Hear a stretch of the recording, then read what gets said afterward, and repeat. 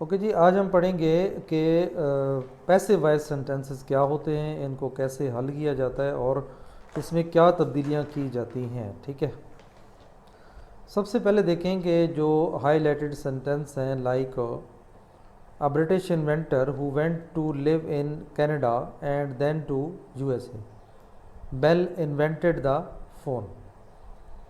आप जस्ट यहाँ पे देखें कि इसमें टेलीफोन के बारे में क्या है। The an apparatus with which people talk to each other over long distances. The telephone was invented by Alexander Graham Bell. तो ऐसे फ़िक्रे जिनके आखिर में बाय आ जाए, ठीक है, तो उससे हमें पता चल जाता है कि ये जो है फ़िक्रा आपका पैसिव वॉइस बना हुआ है। ठीक है, वो एक्टिव नहीं है। ठीक है, ये आपको इसकी एक निशानी पता चलती है, लेकिन ये हर किसी में भी नहीं भी होता। ठीक है, ये ज़रूरी नहीं है कि हर किसी में हो, तो लेकिन उसकी फिर कुछ और निशानियाँ होंगी जो आपको नज़र आएंगी। लेकिन अक्सर जिसके आखिर में बाई हो तो वो फ़िक्रा कौन सा होता है, पैसिव वॉइस का होता है, वो एक्टिव नहीं होता। ठीक है, पैसिव वॉइस क्या होता है? Many verbs can be used to make statements about same events in two different ways. यानी कोई भी बात जो हम करते हैं, किसी के साथ करते हैं, तो वो दो अंदाज में होती है। एक कौन सा अंदाज होता है, एक्टिव वॉइस, और एक होता है पैसिव वॉइस। ठीक है, अब इन फिक्रों को आप देखें। द वॉचमैन, यानी वॉचमैन कौन है, एक सब्जेक्ट है। ओपन्स द डोर, उसने क्या किया, दरवाज़ा वो खोलता है। ओपन्स द डोर, दरवाज़ा खोलता है। अब इसी सेंटेंस को देखें, हम ये करते हैं द डोर, अब ये ऑब्जेक्ट आ गया। यानी पहले देखें वॉचमैन जो है वो क्या था, एक सब्जेक्ट था। डोर जो है ये क्या था, एक ऑब्जेक्ट था। ठीक है, अब पैसिव वॉइस में ये हुआ कि ये जो ऑब्जेक्ट है ये फिक्रे के शुरू में आ गया। फिर ओपन्स था तो ये थर्ड फॉर्म हो गई वर्ब की। ठीक है, बाई का हमने इजाफा कर दिया, और फिर जो सब्जेक्ट था वो आप एंड फिक्र के आखिर में आ गया। ठीक है, ये देखें यहाँ पे फिक्र के आखिर में आ गया। तो इससे हमें क्या पता चला कि जनाब एक्टिव से जब भी आप पैसिव वॉइस बनाएंगे तो कुछ तब्दीलियाँ रहनुमा आप करेंगे। वो कैसे होंगी रहनुमा जनाब, कि आपका जो सब्जेक्ट होगा वो ऑब्जेक्ट की जगह पे चला जाएगा, और जो ऑब्जेक्ट है वो सब्जेक्ट की जगह पे आ जाएगा। ये पहला असूल है। ठीक है, पहला रूल आप समझ लें पैसिव वॉइस को या एक्टिव से पैसिव वॉइस कन्वर्ट करने का। ठीक है, कि जो सब्जेक्ट है वो ऑब्जेक्ट की जगह पे चला जाएगा, और जो ऑब्जेक्ट है वो सब्जेक्ट की जगह पे आ जाएगा। ठीक है, दूसरी तब्दीली क्या हुई कि जो आपकी वर्ब की फॉर्म है, वर्ब कौन सा होता है, किसी भी काम के करने, होने या सकने को हम कहते हैं। तो ये हम पार्ट ऑफ स्पीच जो है वो अलहदा जो है लेक्चर में मौजूद है, वो आप देख सकते हैं। ठीक है, नहीं तो हम पढ़ेंगे।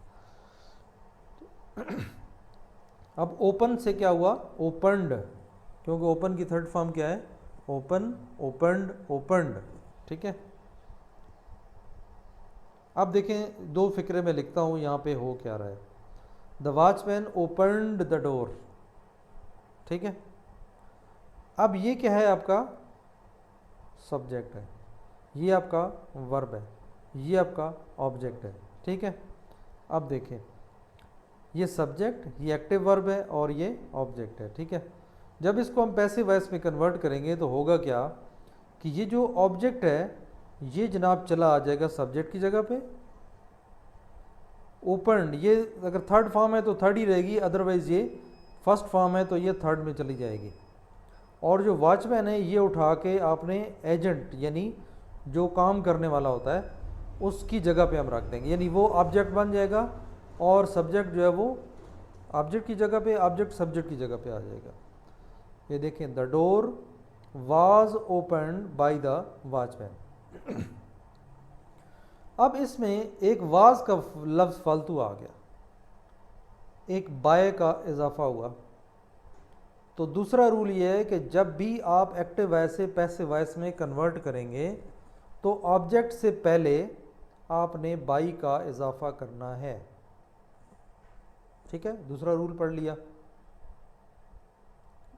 तीसरा बल्कि। ठीक है, यानी पहला हमने पढ़ा कि सब्जेक्ट को ऑब्जेक्ट की जगह पे और ऑब्जेक्ट को सब्जेक्ट की जगह पे लिखना है, नंबर 1। दूसरा हमने लिखा कि अगर जो भी वर्ब की फॉर्म होगी, ठीक है, वो पैसिव वॉइस में उसी तरह ही रहेगी, ठीक है, लेकिन थर्ड फॉर्म में कन्वर्ट कर देना है। अगर थर्ड फॉर्म है तो थर्ड फॉर्म ही है, और अगर ये फर्स्ट फॉर्म है तो भी आपने इसको थर्ड फॉर्म में तब्दील कर देना है, ठीक है। और तीसरा रूल आपने ये पढ़ा कि ऑब्जेक्ट से पहले आपने बाई का इजाफा कर देना है, ठीक है। चौथा रूल है कि आपका फिक्रा इस फिक्रे का जो टेंस था वो आपने देखना है, ठीक है। टेंस अब कितने किस्म के होते हैं? 12 किस्म के होते हैं। मेन 3 किस्म के हैं, प्रेजेंट, पास्ट और फ्यूचर, ठीक है। अब प्रेजेंट में फिर 4 किस्में हैं, present indefinite tense, present continuous tense, present perfect tense और प्रेजेंट परफेक्ट कंटिन्यूस टेंस, ठीक है। इसी तरह ये 4 फिर पास्ट की हैं और 4 फिर आपकी फ्यूचर की हैं, ठीक है। हमने वाज क्यों लगाया? अब याद रखें कि जब भी पैसिव वॉइस बनाएंगे तो उसके साथ आपने जो हेल्प आपका मेन वर्ब होगा उसके साथ आपने हेल्पिंग वर्ब लगाना है। अब ये हेल्पिंग वर्ब कैसे लगाना है, कौन सा लगाना है, ये कैसे पता चलेगा? तो ये आपको पता चलेगा जो एक्टिव वॉइस में आपका मेन वर्ब है, या ओवरऑल ये सेंटेंस है कि ये सेंटेंस किस टेंस का है। तो ये हमें पता चला कि ये ओपन से बात सेकंड फॉर्म है और इसमें हेल्पिंग वर्ब इस्तेमाल नहीं हुआ, तो इसका मतलब है कि ये पास्ट इंडेफिनिट टेंस का फिक्रा है, ठीक है। अब पास्ट इंडेफिनिट टेंस में जो हेल्पिंग वर्ब इस्तेमाल होते हैं वो होते हैं जनाब 2 ही, एक वाज और एक जो है वो वर। ये बेशक अपने साथ साथ उमर आप भी नोट करते जाएं कॉपी में, ठीक है। अब ये 2 फिक्रे 2 हेल्पिंग वर्ब यूज़ होते हैं पास्ट में, पास्ट इंडेफिनिट टेंस में या पास्ट में यूज़ हो सकते हैं, ठीक है। अब इनमें से 2 में हमने क्या लगाना है? हमें कैसे पता चलेगा वाज लगाना है या वर लगाना है? अब ये याद रखें कि वाज हमेशा सिंगल चीज़ों के साथ लगता है और वर जो है वो हमेशा जमा के साथ लगता है। अब वाज सिंगल कौन सा हो सकता है? देखें, आई सिंगल है, एक आदमी होता है, ही सिंगल होता है, शी, इट, ठीक है, या फिर कोई नाम जैसे असलम, जैसे द वॉचमैन, जैसे द डोर, ठीक है, तो वो एक चीज़ है। तो एक चीज़ जब होगी तो उसके साथ फिर हमने आगे लगाना है वाज, ठीक है। अगर यहाँ होता द डोर्स तो फिर यहाँ पे वर आ जाता, ठीक है, यहाँ पे वर होता। अगर यहाँ पे क्या होता, सपोज स्टूडेंट्स, तो फिर हमने वर लगाना होता। एक स्टूडेंट है तो फिर वाज लगेगा, ठीक है। बाकी आपने थर्ड फॉर्म को इस्तेमाल करना है और बाई का इजाफा करना है और सब्जेक्ट को ऑब्जेक्ट की जगह और ऑब्जेक्ट को सब्जेक्ट की जगह पे रिप्लेस कर देना है, तो ये पैसिव वॉइस का फिक्रा बन जाएगा। ये आपने पॉइंट्स नोट कर लेने हैं कि जो पैसिव वॉइस है इसकी जो शक्ल है वो वर्ब से किस में चला जाएगा? पास्ट पार्टिसिपल में चला जाएगा, ठीक है, यानी थर्ड फॉर्म में चला जाएगा। उसकी वर्ब की जो फॉर्म है वो थर्ड फॉर्म में चली जाएगी। जैसे इज़ है तो वाज में चला जाएगा, ठीक है। उसके बाद दूसरा पॉइंट है कि जो ओरिजिनल ऑब्जेक्ट है, ठीक है, वो ग्रामेटिकली सब्जेक्ट बन जाएगा पैसिव फिक्रों में। ये हम पहला रूल में बता चुका हूँ आपको कि सब्जेक्ट ऑब्जेक्ट बन जाएगा और ऑब्जेक्ट जो है वो सब्जेक्ट बन जाएगा। इसके अलावा जो ट्रांजिटिव वर्ब्स होते हैं, ट्रांजिटिव वर्ब हम पढ़ेंगे अलग टॉपिक भी कि वो क्या होते हैं, ठीक है, कि जो ऑब्जेक्ट की जगह पे ले लेते हैं, ठीक है, तो इनको हम एज अ पैसिव वॉइस भी यूज़ करते हैं। 3 तरीके हैं किसी भी एक्टिव वॉइस को पैसिव वॉइस में कन्वर्ट करने के। पहला क्या है कि by replacing active verb by the matching passive verb.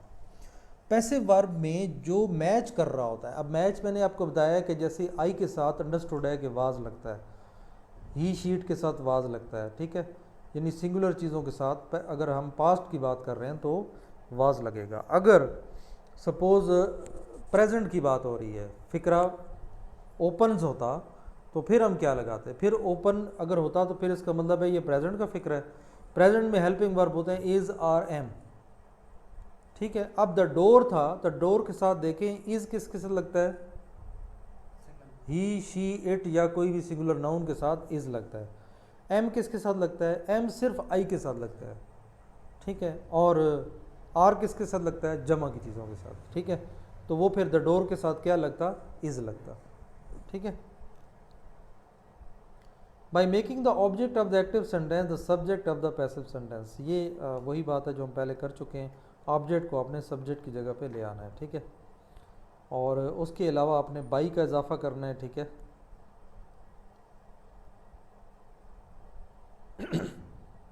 ये कुछ चीज़ें जो है ये आपने नोट कर लेनी है कि सिंपल प्रेजेंट में, पैसिव वॉइस में आपने किन चीज़ों का इजाफा करना होता है।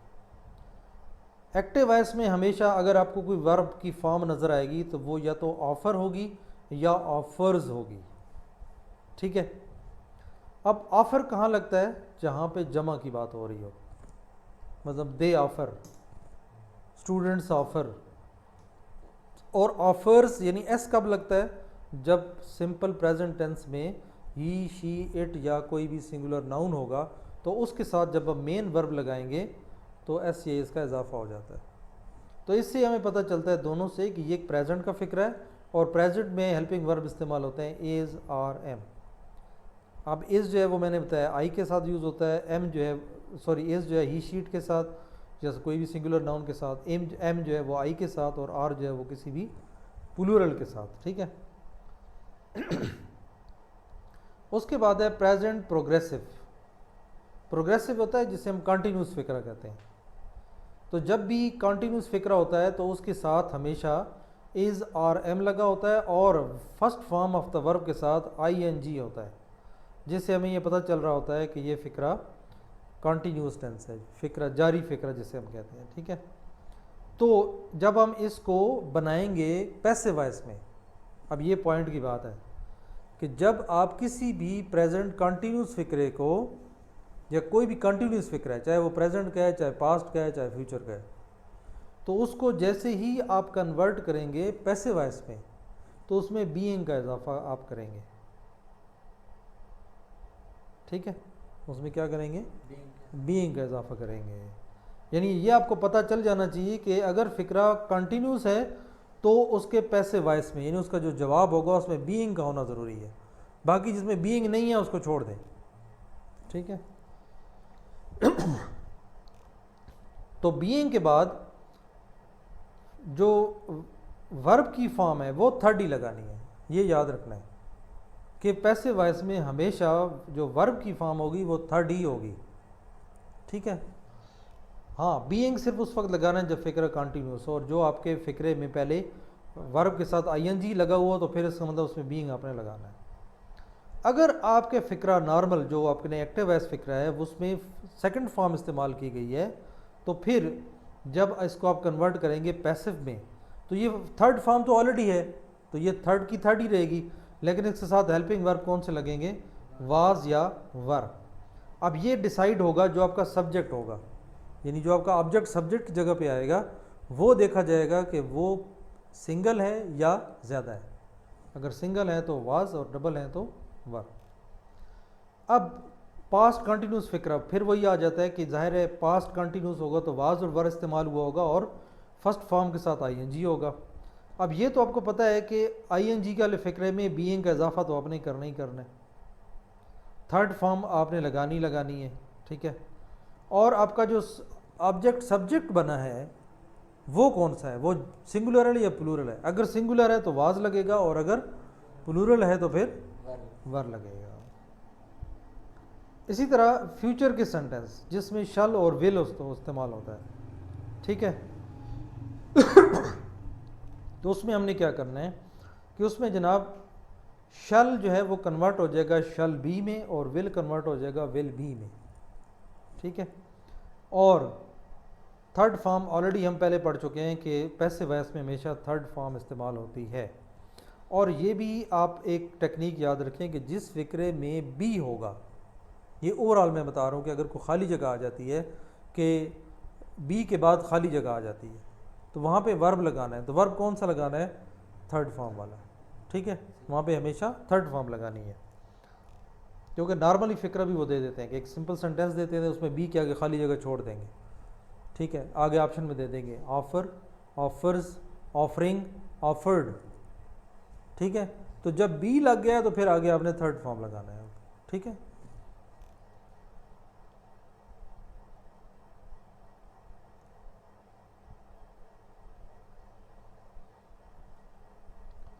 जो उसके बाद है प्रेजेंट परफेक्ट। प्रेजेंट परफेक्ट में हमें पता है कि हैज़ और हैव का इस्तेमाल होता है।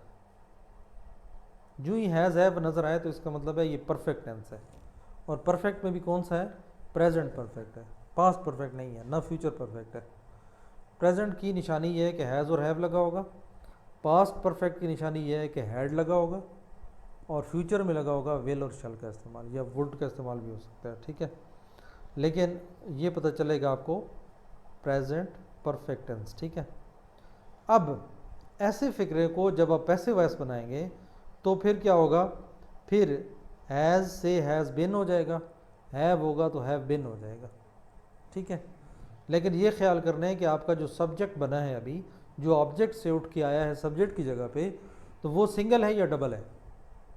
अगर तो सिंगल है तो फिर हैज़ बिन आ जाएगा, और अगर एक से ज़्यादा है तो फिर हैव बिन हो जाएगा, ठीक। पास्ट परफेक्ट में सिंपल हैड इस्तेमाल होता है, और इसको जब हम कन्वर्ट करते हैं तो ये हैड बिन में चला जाता है, ठीक है। उसके बाद फ्यूचर, फ्यूचर में शल और विल का इस्तेमाल होता है, तो ये भी शल हैव बिन और विल हैव बिन कन्वर्ट हो जाता है, और साथ third form of the verb लगा होता है, ठीक है।